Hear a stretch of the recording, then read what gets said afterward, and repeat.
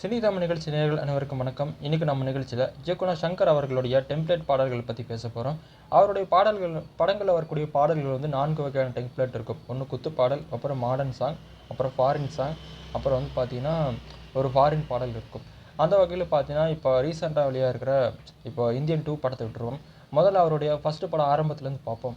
முதல் படமான ஜென்டில்மேன் படத்தில் எடுத்திங்கன்னா அந்த படத்தில் வரக்கூடிய அந்த உசிலம்பட்டி பெண்குட்டி முத்து பேச்சு அந்த பாட்டு வந்து பார்த்திங்கன்னா அது வந்து ஒரு ராஜா சாங்காக இருக்கும். ஒரு ராஜா ராணிக்கு இடையில் இருக்கக்கூடிய ஒரு காதலை சொல்லக்கூடிய ஒரு பாடலாக வந்து தீமில் எடுத்திருப்பார் சங்கர் அவர்கள். அதுக்கடுத்து அதே படத்தில் வரக்கூடிய சிக்கு புக்கு ரயிலே இந்த பாட்டு வந்து பார்த்திங்கன்னா ஒரு மாடர்ன் சாங்காக இருக்கும். அதுக்கடுத்து அவருடைய 2வது படமான காதலன் படத்தில் வந்து பார்த்திங்கன்னா அதில் வரக்கூடிய பேட்டரப் படம் வந்து பாட்டு வந்து பார்த்திங்கன்னா ஒரு குத்து சாங்காக இருக்கும். அதுக்கடுத்து அதில் வரக்கூடிய அந்த அப்பா மகனுக்கு இருக்கக்கூடிய ஒரு சாங் வந்து பார்த்திங்கன்னா ஒரு மாடர்ன் சாங்காக எடுத்திருப்பார். அதுக்கடுத்து இப்போ ஜீன்ஸ் படத்துக்கு வந்து பார்த்திங்கன்னா ஜீன்ஸ் படத்தில் வரக்கூடிய ஹைரப்பா அந்த பாடலில் வந்து பார்த்திங்கன்னா ஒரு ஃபாரின் சாங்காக எடுத்திருப்பார். அதுக்கடுத்தது அன்பே அன்பே கொள்ளாதே இந்த பாடலை வந்து பார்த்திங்கன்னா இது வந்து ஒரு ராஜா அண்ட் ராணி தீமில் எடுத்திருப்பார் சங்கர் அவர்கள். அதுக்கடுத்து அவருடைய இந்தியன் படத்தை எடுத்துக்கிட்டிங்கன்னா இந்தியன் படத்தில் வரக்கூடிய பச்சை கிளிகள் பூவோடு இந்த பாட்டு எடுத்துட்டிங்கன்னா இது வந்து ஒரு குத்து பாடலாக எடுத்திருப்பார்.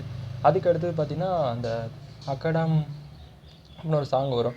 இந்த சாங்கை வந்து பார்த்திங்கன்னா இது வந்து ஒரு மாடர்ன் சாங்காக எடுத்திருப்பார் சங்கர் அவர்கள். சங்கர் அவர்களுடைய பாடல்கள் பார்த்திங்கன்னா ஒரு 4 வகையான தீம்குள்ளே அடங்கும். ஒரு பிரம்மாண்டமான பொலிச்சல் எடுத்தாலும் அந்த 4 வகையான தீம்குள்ளே தான் அவருடைய பாடல்கள் வந்து அமைஞ்சிருக்கும். இப்போ ரீசெண்டாக வெளியான ஐ படத்தை எடுத்துப்போம். அதில் பூக்களே ஓய்விடுங்கள் அது பார்த்திங்கன்னா ஒரு ஃபாரின் சாங்காக எடுத்திருப்பார். அதுக்கு அடுத்தது பார்த்திங்கன்னா கசிட கபட இது வந்து ஒரு மாடர்ன் சாங்காக இது சங்கர் அவர்கள் வந்து எடுத்திருப்பார்.